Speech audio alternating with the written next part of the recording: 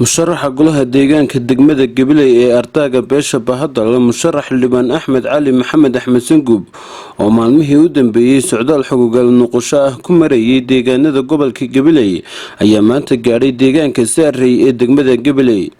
bulshada deegaanka Saarey oo u heelana soo dhaweynta iyo la kulanka musharax Liban Axmed Sanguub ayaa soo dhaweyn ku qaabilay wafdigan oo ay qayb ka ahaayeen odayaasha beesha Bahadal oo uu hormuud u ahaa caaqil Maxamed Cabdi Qowdhan ugu horeyn waxa halkaasi ka hadlay ciidan wadnaa waa Axmed Cali oo garanaysaan taariikhana waynu soo marnay kullay reesaarey taariikhda hore u galeen uma baahna maanta reesaarey baan qabaa anigu wacyi badan inaanay u baahnayn baan u malaynayaa waxa weeyaan reesaareeyow Axmed Cali waad maal gashateen nin isagoon idinka hadhin baad si fiican u soo saarteen isaguna dib u soo eegayo reesaarey iyo Axmed Cali niyow umba hareeraha laga lahaa xidhiidh weyn baa ka dhaxeeya kullayto dee aadama ummad shakhsi kolkuu yahay ummad badan dee wax uma wada gaadhsiin karo laakiin reesaarey si gaar horta u soo eegay iyo in badan oo la midaba waxaan leenahay maantana inaad kaalintii sideedii aad u buuxisaan yaa laydinka fadhiyaa arrintu maanta waxay maraysaa Saarey iyo Sanguub bay taagan tahay Saarey iyo Sanguub bay taagan tahay Saarey iyo Sanguubna annagu waan u tirinayno waxaan Sanguub waa Saarey baan lahay Sanguub waa Saarey Bahadal badanto sidoo idin taakuliyo Saarey u soo eegay sidoo Saarey u soo eegay dhulka kale uma eegin sabab fahmin waxaan idin leeyahay ku soo gaabinay hadalka hortiiba ayaa dhabeeyeen dantiina garta cidna hawdanina dantiina garta maanta hadday labada isla dhacaan cayd baatiin hadduu inaan soo baxaan cuud baa leeyihiin runtaan ii sheegaano magac baa leeyihiin Bahadal magac bay ku leedahay reesaarna magac gaar ku sileeyeen baa Saarey iyo Sanguub waxaan leenahay ha noolaadaan saasaynu inoo isku ognahay walaalayaal waxaan idin leeyahay maanta nin dollar idin qoray oo mobilku inoogu soo dhacayo maanta horteed maynaan haynin maanta horteed Saarey oo dollarku dhamaantood ugu soo wada dhaco dee maynaan haynin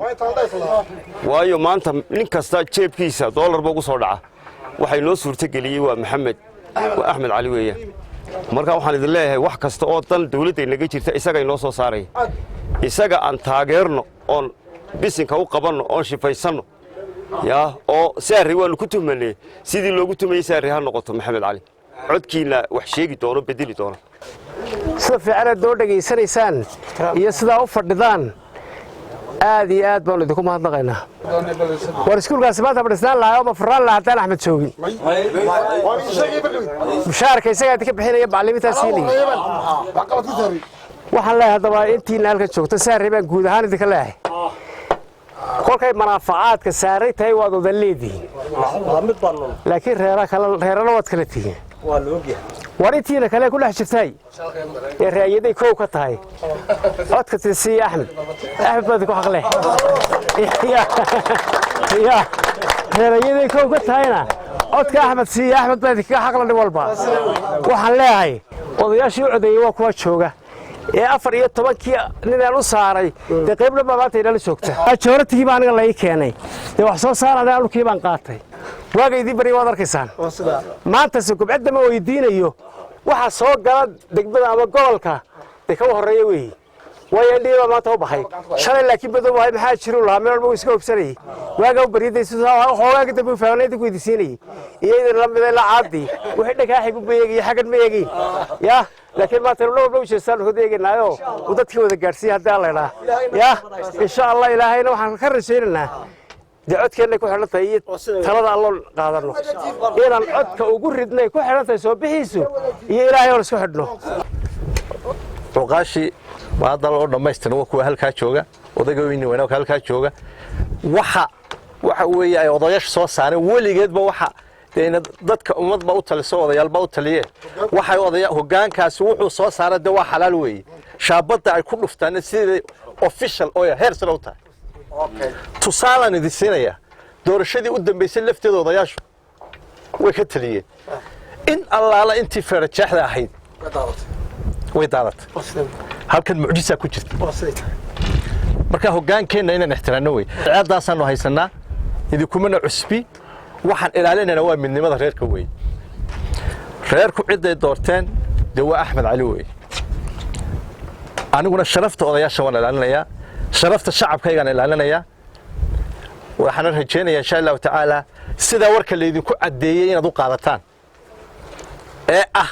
sidaa xalaasha ee loo soo kala baxay